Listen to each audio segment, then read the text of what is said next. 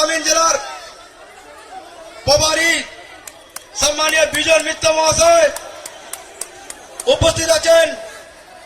হাওড়া গ্রামীণ জেলার সাধারণ সম্পাদক সম্মানীয় রমেশ সাধুগর মহাশয়।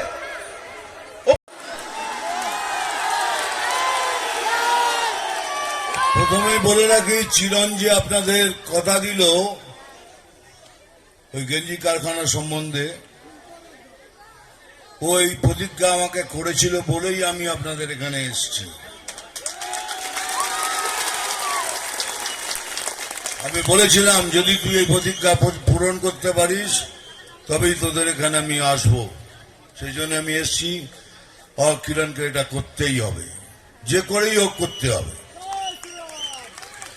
আর সেকেন্ড থিং যেটা বললো, যেটা আমি বলে বেড়াই, আমরা গায়ে পড়ে কারোর সাথে ঝগড়া করব না, কিন্তু যারা যেভাবে আমাদের সঙ্গে ব্যবহার করবে আমরা ঠিক সেই ব্যবহার আপনাকে ফিরিয়ে দেব।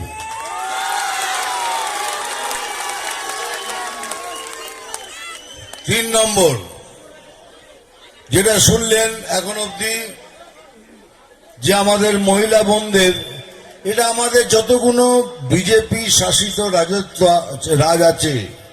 রাজ্য আছে সেখানে জেনে নিন 3,000 টাকা করে প্রত্যেক মহিলা বোনকে দেওয়া হয়।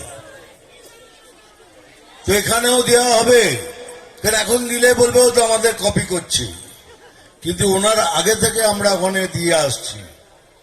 সে সমস্ত মহিলা বোনদের 3,000 টাকা করে দেওয়া হবে। আর তার সাথে যত আমার মহিলা বোন আছে, মা আছে, আমাদের সরকারি বাসে চাপলে পরে আপনাদের কোনো টিকিট কাটতে হবে না, মানে বিনা পয়সায় ভ্রমণ করবেন। এই দেখুন 1,000 টাকা করে সমস্ত যুবকদের দেওয়া হবে, যত বেকার যুবক আছে। আর যেটা দেওয়া হবে সে মহিলাদের যে বেকার ছেলেদের, মনে রাখবেন আমরা এসব কিছু মানি না। সে বিজেপিও পাবে, কংগ্রেসও পাবে, টিএমসিও পাবে, কমিউনিস্টও পাবে। এই সমস্ত ভাতা তাদেরও দেওয়া হবে। হিন্দি কেন বলছি এটা? এই দেখুন 400 কিলোমিটার বর্ডার উনি খুলে রেখে দিয়েছেন। প্রধানমন্ত্রী বলছেন, চিঠি লিখছেন, অমিত শাহজি লিখেছেন, চিঠি দিচ্ছেন, বলছেন আমি জমি দেবো না।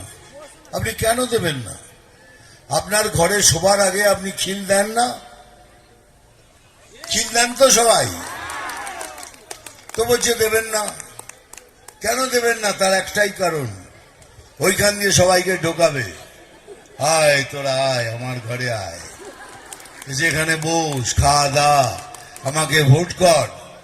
আর আমি এখানে বসে বসে গর্ব করে বলছি আমিও সনাতনী। আর উনি কেন এটা খুলে রেখেছেন? পশ্চিম বাংলাদেশ করার জন্য? এত সোজা? আপনার এই স্বপ্ন কোনোদিন সফল হবে না। যতদিন আমার মতো বাঙালি বেঁচে আছে, যতদিন আমার গায়ে 1 ফোঁটা রক্ত থাকবে, कोई माई का लाल ये कर नहीं सकता। কেন বললাম এটা? উনি সব জায়গায় বলে বেড়ান বিজেপি এসে বিভাজন করে দিয়েছে। আমরা বিভাজন করেছি? দেখুন একটা উদাহরণ দিচ্ছি। আমাদের এখানে 50,000 প্রাথমিক স্কুল আছে, তাতে কোথাও কোথাও টিচার নেই। আর যে টিচাররা আছে তারা চাঁদা তুলে সেই স্কুল চালায়, যা পায় তার থেকে চলে না। একটা টিচার 5টা ক্লাসে পড়ায়, সমস্ত সাবজেক্ট পড়ায়। 165 কোটি টাকা দিলে পরে এই সব স্কুলের সব কিছু ভালো হয়ে যাবে, কিন্তু ওনার কাছেও পয়সা নেই।